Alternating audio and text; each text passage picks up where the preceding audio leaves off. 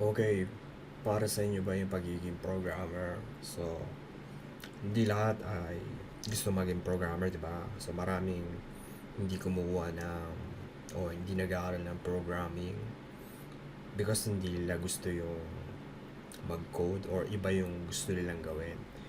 So, okay, so hindi lahat ay magiging programmer kasi itong topic na to, di ba pipili ka ng course mo? Hindi mo pwedeng pilitin yung tao na maging programmer. Kung hindi mo gusto talaga maging programmer, wag mong piliin to kasi i-struggle ka. Pero, in 10 years, lahat ba ng trabaho safe ba? Hindi lahat ng trabaho ay safe. So, ang trabaho ay lahat nasa internet na. So, programming lang ang matitirang trabaho.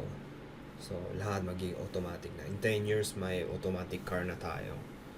So, ayun lang ang advice ko. So, in 10 years, lahat automatic na. In 20 years, lahat automatic na. And, ayun. Hindi ko ma-advise na iba kayong course. Pero hindi ko kayo pipilitin na maging programmer kayo. Kung pinapanood yung video na to, so, kung magiging programmer ko ba, hindi. So, hindi ko lahat advice na maging programmer kasi mahirap. So, on demand. Lahat gusto na maging programmer. So, kung lahat na magiging programmer, wala nang mag-iiba. Sabi, mahirap na maghanap ng trabaho. Kailangan nyo na gumawa ng sarili yung trabaho.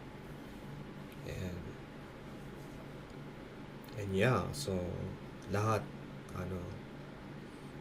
hindi lahat pwede maging programmer kasi hindi nyo gusto, di ba? May gusto kayong gawin, gusto nyo gawin yun. Gawin nyo. Huwag kayong makikinig sa ibang tao na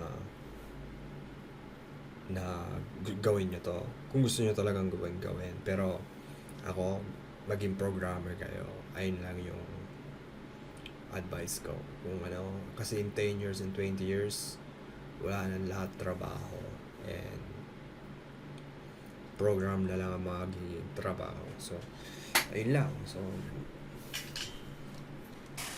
kung gusto nyo talagang mag-iba na lang kayo. So, hindi dapat pilitin ng tao. So, ayun lang ang advice.